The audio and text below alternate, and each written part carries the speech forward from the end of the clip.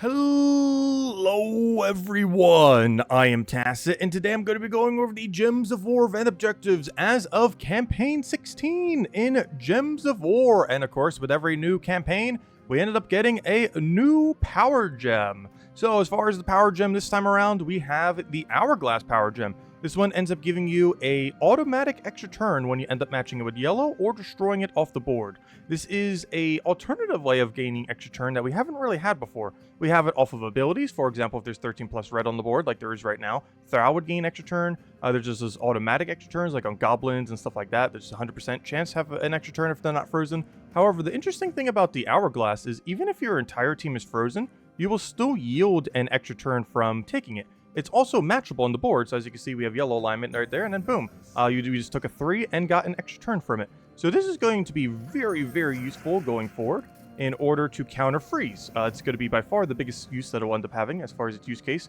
Completely counter out freeze to make sure that you pretty much never need to deal with it again. Obviously, trying to hope for it from the board, not that likely. Obviously, it will fall during the season, but is a very, very low chance. But once we start getting Hourglass options, like the Mythic at the end of the campaign, and other similar things, like for example, if we go all the way over to the end, we actually have a guy that I believe converts a color into Hourglasses. So he deals damage to all enemies, so standard AoE, pretty low damage there, but then gets to convert all blues into Hourglasses. And of course, every single one of those individual Hourglasses you could take for an extra turn. So you could have something like Mistralis or any other thing that is a yellow extra turn, or even Rope Dart Hero, and, you know, take a little bit of your yellow, and then go and use your Rope Dart, and then you still have another extra turn off an Hourglass, get back to full mana, throw another Rope Dart, or any similar yellow that can get full mana, and you just keep going from there. So has a lot of potential going forward, as well as any other things that end up getting the Hourglass mechanic. Some other things to mention before we go over all of the basic things for the week. There were a few changes most recently. One made last week, one made, I believe, as of today. The one that was made last week that you may have already noticed if you do take your daily XPs, of course, the feature that was added the other patch, where you can end up doing a bunch of tasks, get a XP boost, and you can either stall it or use it the day of. But they made stalling it a lot easier now. So if you want to save it for a weekend or whenever you have more time, or what we're doing it for, of course, for saving it for this week's Guild Wars, as we do have Guild Wars this week, they now go into your messages. Before, they used to go into your rewards. As you can see from this one, I have one of them still saved from before this change ended up occurring last week. So I still have one of them sitting right here. This is where all of them used to go. This is really annoying because I can't click this claim all button. Because I have to take each one of these individually because, you know, there's an XP thingy here. However, that's not the case anymore. You can now simply just go and click this claim all, assuming you don't have this guy here. You can simply just click this claim all, because clicking claim all here does not claim all here. This claim all is separate from this claim all. So now all your messages for EXPs, boosters, every single day will go here, and you no longer need to worry about not being able to claim the claim all thing. So this is definitely a feature and not a bug then, as they have made it substantially easier as of last week, I believe Tuesday, Wednesday, sometime around there, to start delaying these, as you can see from the 5 that we have here. So if you want to save those for Guild War, Vault Weekends, any other time, yeah, it's a lot easier to do so now. Or you can simply do whatever you currently do with them. The other change that they end up making is actually over to this as well. You no longer get PvP tasks, supposedly. I don't know, this is only the first day since it's been implemented. I personally did not get one, so for me it worked, but it seems like you can no longer get like the 5 PvP task, and I assume the Glory task has also been removed, as that is basically do 5 PvP, just worded differently, and that you need to get 20 Glory instead of 5 PvP fights. So to my understanding, both of those have been now removed. So you only have everything else. There are still things you might have to go out of your way for, of course. However, you won't have to go out of your way necessarily for PvP anymore now. So that is another change that they end up making. So those two small changes, with no little patch or anything, just kind of implemented into the game as of this campaign and as of last week. Anyways, let's go into all of the normal stuff then. So, of course, we are in the Blood and Bones event week, in which the Blood Elf is added to the game. As far as the Blood Elf is concerned, it's pretty underwhelming. You can stock up on red, yellow arcanes if you want. However, the troop itself is basically just to get Ghulvania to 30 stars. Unfortunately, you would not want to upgrade it, though. We'll get to that in a second. But it steals a bunch of life from an enemy and then webs them. Very useless, no follow-up, no mana accumulation. A little bit above average on how much it would cost to even do it compared to another true damage. Doesn't even hit everything. It has a lot of things going down for it. It does have quite a bit of immunities, however, that's not enough to justify how bad it is, and his basically only purpose is to go get Ghulvania to 30 star. So, as we mentioned, Ghulvania can reach 30 star now if you go and upgrade it. However, do not upgrade it. You should not have your Ghulvania above 16 or even 15 if you don't want to spend the extra 2 there. But you do not want to have it above 16 at all. The main reason being is all of the purple kingdoms within the game that are magic based. These include Blighted Lands, Darkstone, Karkaroth, right over here, Karkaroth, and Silverglade. All 4 of these are kingdoms that are all purple, as in they require purple deeds to upgrade while giving a magic bonus. And these are the only things you should ever be using your purple deeds on, aside from, the standard upgrades, so either 15 or 16 on the kingdom. But beyond that, once you start needing the bulk purple deeds, you should not be spending it on anything that isn't those 4 kingdoms. Silverglade, Karkaroth, Darkstone, and Blighted Lands, as all 4 of those have that super big magic bonus that you definitely want to prioritize. So even though Ghulvania can reach 30 stars, no one should go for that 30 star, as it is a complete waste of deeds under every circumstance, as you have 4 other kingdoms you need to upgrade before Ghulvania. Ghulvania will probably be the 5th one, but no one is even remotely close to having 5 purple kingdoms max, so still got a ways to go on that. That's like years into the future, so even though it is 30 starable today, do not 30 star it. Anyways, as far as the event key drop table is concerned, Ghulvania's a bit weird of a drop table. There's definitely a lot of true damage options here, but there's also better true damage options in other locations for the most part. A lot of them are a bit dated. But there are a few pickups that you might want to get if you need it for completion's sake. If you want to get up on stars, as going for 10 and 20 stars still really good value now that there's more troops than ever in this kingdom, since it can reach 30 star. And even though you don't want to reach 30 star, this does of course make it easier to reach 10 and 20 or any other milestone that you're trying to reach. Anyways, as far as the troops here, the things that are not in drop table include the 4 faction troops, of course, all of them from the Dark Court, which we'll have the faction event for that on tomorrow. Aside from that, the other things that are not in drop table include the new cannon. This is only from the current invasion event, so you can only get it from there and get it for the boost that it has. And of course, this was one-shotting all the towers. And aside from that, I believe that is everything, oddly enough, so just those 5. So as far as reasons why you would want to open event keys, I would say it's mostly just for upgrading the kingdom. There might be a few mythics that you're really looking for, but with how many mythics are in this location, 4 of them, it is very unlikely you'll hit any one given mythic.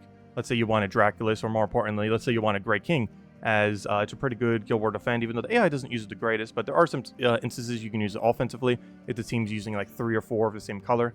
But he's really good at taking out multiple of the same color, which his ability, one of the best troops in the game for doing it, has a lot of value, gains a bunch of mana accumulation, does a bunch of disables onto the opposing team, from freeze to silence to mana drain, and is by far the best mythic here. However, with 4 mythics in the drop table, if you're looking for only that mythic, it is very unlikely that you're going to get it. Even if you do get a mythic pull, you're probably going to pull one of the other 3 mythics. So for the most part, I would say you're not really open that much event keys here. You're mostly just doing it to try to get the kingdom up. There are a few like utility troops that are used occasionally, like 50% undead.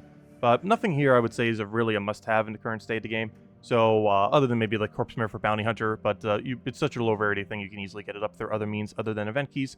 So you're mostly just looking for kingdom upgrades here, as if you are looking for one of the bigger mythics, you don't really have that good of a chance of doing it this way compared to just doing it with diamonds in the future. But if you are missing like every single one of these mythics, then yeah, doing event keys for is perfectly fine. But if you're looking for only one of these mythics when you have like 2 or 3 of them, it is probably not worthwhile to use event keys on it and rather just diamond it due to the sheer number of mythics currently within the kingdom.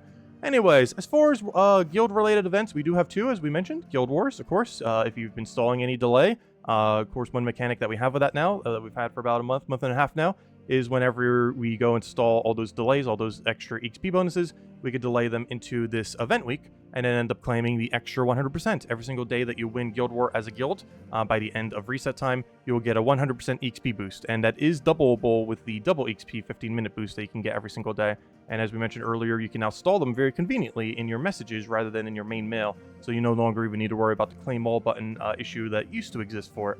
Aside from that, still plays the same as usual. Make sure to set your defend teams to 24 unique. Make sure to use pure color every single day to maximize your points. And make sure to get your little bonuses so everyone in your guild has a little bit more stats, including yourself. So as far as the other main event we have, of course, Invasion. Invasion still with the same good loot that it always has. It's 65 gems, guarantee orb over here, as well as all the standard stuff you get here between all of the shiny tokens, the shiny keys, and just general orbs. As far as the battles are concerned, or new things are concerned, the shop weapon is really bad. You're just getting for completion's sake. You do generally want to go for about tier 3 or tier 4 when doing these events, but this weapon is pretty bad, but you still want to have it just so you don't need to craft it later. It just deals some damage to first 2 enemies, boosted by undead allies. There's not a single context you would really ever use this. It just does not hit hard enough. It also has no follow-up whatsoever, and is just completely dead content, unfortunately, other than just having another Ghulvania weapon if you need it for a Kingdom Star. Aside from that, the actual troop itself is okay. The one that we end up getting from this event. I wouldn't say it's like super good, but given that you're generally taking a lot of skulls, it does have a bit of a benefit in that regard. The most noteworthy thing it has is actually its first trait here, where it summons a Bone Storm when an enemy dies. So once you get your first kill, you have a Bone Storm, so whenever you do board clears or just clearing the board at all, just from taking general matches, you'll have a higher chance that skulls will end up replacing them. And given that you're trying to take as many skulls as possible in invasion in order to kill them out quickly, this is a little bit beneficial. It also has a boost ratio based on those many skulls, so it should be able to one-shot for a little bit of a higher range. Otherwise, it's basically just a standard one-shotting 5 times damage invasion troop that you would expect from all of them. So nothing too special there other than it's a little bit of a Bone Storm synergy that it has. The actual mode itself plays very similarly. We've stuck to pure undead. Cheaper options include things like Skeleton, Apotheosis, if you're looking for super cheap things that can end up doing skulls. The higher range of such are things like Keeper of Souls, and where's that Vashaman guy? Yeah, the Rathaman guy. We have Keeper of Souls underneath Legendary, even Bone Dragon. I would say Keeper of Souls is a little bit more consistent. You even have King Bloodhammer if you kind of want to go for Doomstorm and have his ability. So we even have like Zerator if you're looking for like maybe an early game option. If you want to replace that with Skeleton for Exerator or something similar to cover a little bit more color. Something similar like that you can end up doing. And those are pretty much your main options. Just keep skull spamming until you win is essentially what this mode's going to be. So whatever skull spam options you have, offset with a little bit of mana accumulation, is probably going to be your best bet. And whatever you can end up doing with that based on what you have for Undead. As far as weekly events are concerned, of course, we have the start of Campaign 16, so that's technically kind of like an event starting up, since we have, of course, that thing going on for 10 weeks. Tuesday, we have ourselves the faction event for the Dark Court, a yellow-purple restriction. As far as Wednesday, we have the Soul Pet, so if you don't have that, you actually get up to 5% extra souls. 1% just for having it, 2% for its first upgrade, and up to 5 if you fully get it max. Obviously, that's not a huge amount. There's a little bit extra souls over time. Definitely adds up over time. Thursday, we have the Deathknight hero class, which has been changed as of a couple years ago to be undead instead of knight, making the knight hero class the only knight hero class and making this yet another undead one.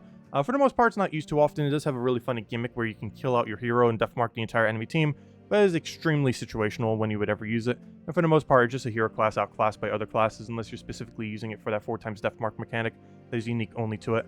And then this Friday, we have no event. And by no event, I mean we have an arena event. So we have no event this weekend. As far as the Soul Forge is concerned, and troops here, I didn't actually peek here. Let's see what we have. Tanya, Umanif, it's basically just cheaper Zolgoth. It's generally, if you have Zolgoth, you just use Zolgoth instead. Very, very rarely do you ever bother using this thing. So it doesn't look like we really have much in the department of Mythics then. As far as weapons, I believe is pretty similar. Doom Scythe is probably your main pickup if you're going to pick up anything, though. It is basically the purple converty Doom Skull weapon. It comes into play in quite a few teams if you're looking for this like a big hefty AoE option. It does get outclassed, oddly enough, by Black Managle and a couple other things occasionally. However, if you're looking for something that can do AoE while still doing skull pressure, this is one of your go-to options. Not in Purple Book, but of course, Purple Book is a lot more situational when you can use it. Whereas Doom Scythe you can use in pretty much any context for the most part. And aside from that, I believe that was all of them. Obviously, Blood Crusher you want to get from the event itself. And I don't believe there was any outliers as far as that. Nothing you need for crafting. And yeah, we're good to go. Just make sure to get Doom Scythe if you're going to pick up like pretty much anything from Soulforge this week. As far as teams, let's go over all the teams that we're going to be using. So first off, all the way at the top, we have ourselves the Invasion teams. As far as the higher rarity Invasion team, obviously we're going with Bone Catapult. You can double up on it if you want, if you buy a certain tier where you can. I personally just upgraded mine and I went with the single. We're going with the Wand of Stars as our mana accumulation. Also can help with stats effects. We're using Rafflemon to also get rid of stats effects, and we can also do this as Skull Pressure and for our little bit of purple, which every single thing on our team ends up using. And for all of our excess purple, we'll be able to go use Keeper of Souls in order to get some controlled skulls, as we want to take as many single skulls as possible in order to keep doing Bone Catapult over and over again. That's pretty much the whole game plan there. As far as the lower rarity, you kind of already saw it earlier, but basically just get together every skull spam option you have. If you don't have this, you can go Mana Accumulation Weapon. This was available pretty recently, which is why I'm showing it here. However, if you don't have Writhing Staff, go with pretty much whatever your best Mana Accumulation option is, and just use that to Mana Accumulate for the team instead. Bone Catapult, of course, still being your main option. Skeleton, and you might want to double up as well if you're earlier on in the game, as having double, triple Bone Catapult will make sure that they don't die as easily, especially with lower stats. While it does have 20% this week, of course, earlier on in the game, you would have lower stats, and it might not be able to survive as easily, so you might want to do a tier where you have double of it, and double up on it with other skull spammers behind it. So, of course, we mentioned we have Skeleton, we have Exerator if you want to go down that, if you got it from the faction, All-Seeing Eyes. You can run Apotheosis with the Empower into Skulls, also denies Green, which this team doesn't even end up using. And yeah, just keep skull spamming similar to the other one until you win, with whatever your best skull spam options are. As far as factions are concerned, we have a yellow-purple, so basically you're allowed to run anything with Thrall Leprechaun, so whatever damage sources you have around Thrall Leprechaun you can. So regardless of how low or high a damage source you have, you can simply just run that and you're good to go. As far as this team, of course, pretty standard Guards Avatar team, using Leprechaun to immediately get full mana, cast Guard, win, Sir Quen Hadley just here for the 50% mana start to get Guard going, and it's basically just roll Wayne quick kill, but the Underworld version of it, where we run with Guard Avatar. As far as the next one we have here is pretty standard Hiking Iron God Zolgoth with Thrall Leprechaun. If you don't have Hiking Iron God or Zolgoth, just replace these with any damage sources you have, like the hero with whatever in first slot, maybe Mang or whatever you want to run, with a tank hero class that goes barrier every brown, and then Zolgoth being replaced for the biggest damage source you currently have available, whatever that is, either an AoE spammer or an insta-killer or anything you have, and you're good to go. The base of the team is just Thrall Leprechaun. The other two are interchangeable for anything that you have that you want to run. As far as the pure factions are concerned, you can either run one Dark Knight or double Dark Knight, and it is spamming the Leon, whatever that is, the lean, the yellow-purple legend from this place. The main premise of Dark Knight is that he gains barrier every time he casts. Unfortunately, he does not gain any durability like in quite a few other factions. However, gaining barrier does mean that you can resist down to any amount of damage. If they're going to hit you for 1,000, you'll take 0 damage. If they hit you for 500, you'll take 0 damage. Doesn't matter what it is, as long as you keep rebarriering, you'll never take any damage. And if you ever do take damage, you have 25% score reduction to help you not die. If you feel like you might die often on Dark Knight, just double up on it so you have at least one going to the final fight. And then you just spam the legend. It hits all enemies as long as you hit the last slot. Basically how it distributes damage is it deals damage to whatever you target and then all enemies above them. So as long as you target their last slot every single time, you can go in full AoE. There are some occasions where you might want to use it to drain mana. However, if you are draining like the first or second slot, you'll be hitting very few units. If you hit first, you're only targeting them. If you hit second, you're only hitting them and first slot. So you do generally want to cast this all the way on last, unless they are about to hit full mana on an ability that matters, in which case you want to go mana drain them, and just rinse and repeat until you win. So ideally, keep hitting last, but if they're about to cast, hit on whatever is about to cast, and just rinse and repeat until you win.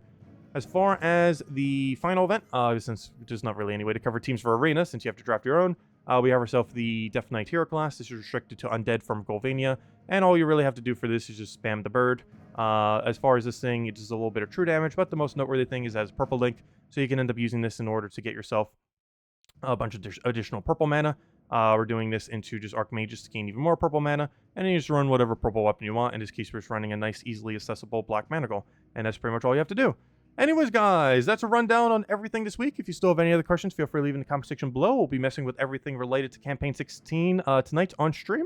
Same time as always, 8 p.m. Eastern Standard Time. And yeah, we'll be having a lot of fun with that. Just kind of going through all the new things. Probably go for the trial. Oh yeah, I never did mention the trial. I always forget to mention these trials. This is one of the most annoying trials, by the way, that we've probably ever had. And not the absolute most annoying, but definitely pretty high up there. Essentially, the premise of this trial is to use Dark Priestess's barrier while trying to kill things with this guy and trying to keep him alive. It is a very, very, very weird trial. You probably want to run it a little bit like this to try to make sure you can get extra damage off of him, but you might also want to run it a little bit like this, because if the biggest issue I would say across this entire battle is you are on a timer against Crimson Bat. Crimson Bat will keep chipping you down with true damage, and he's by far the most annoying thing. So you essentially want to use this thing's ability to kill that. So on the super early fights, you probably do want to run it like this, because you're not going to die. But on the super late fights, you're going to want to use these two meat shields up front, quite literally, and just keep spamming this on the undead Crimson Bat, and just keep killing this thing out, as it is by far the most lethal thing on the opposing team. Most of these aren't going to really do much. He'll hit you for a small amount. Banshee will hit you for a small amount. Your whole team's immune to Death Mark, pretty much, so you're not really going to die to that thing's Death Mark. Priest could be a little annoying, but won't really do much. And the biggest threat is just the constant true damage pressure of your HP value versus Crimson Bat's damage. And that's pretty much the whole fight, is just kill this out. And one of the easier way to do this is just to keep the Vaughn just very, very safe near the back, and keep using Dark Priestess to give it barrier. But keep in mind, depending on what your magic is, you will eventually kill him after several hits. He does lose his life, even if he has barrier on him. So you essentially only want to use Dark Priestess when he doesn't have barrier, to make sure he doesn't take damage from the Crimson Bat, and to also get your skull pressure. You might even want to save all of his HP for once your first 2 meat shields die, or even do a little bit more like this, so that you can have your first meat shield die, then start doing damage pressure then. Really, it depends how it ends up going. I haven't personally done it yet. We will be later tonight. However, it is by far one of the most annoying ones we've had. But once Crimson Bat goes down, it should be relatively safe from there. But that's harder said than done as far as killing that out. But as long as you can end up getting that lucky silence here, I think you will probably be okay. Because the biggest issue is him just not landing silence. If you go like 5 casts, no silence on this thing, you might just want to restart every single time you don't silence it within 2 hits. Is basically how this battle is going to go. Is double cast on Crimson Bat, hope you land a silence. If you don't, restart battle and rinse and repeat. It's probably going to be how you have to do it at the later levels. But anyways, guys, that'll wrap it up for now. I'll be doing that later tonight. I hope you all have a wonderful week, and I'll catch you guys soon. Goodbye, everyone. Thanks for watching.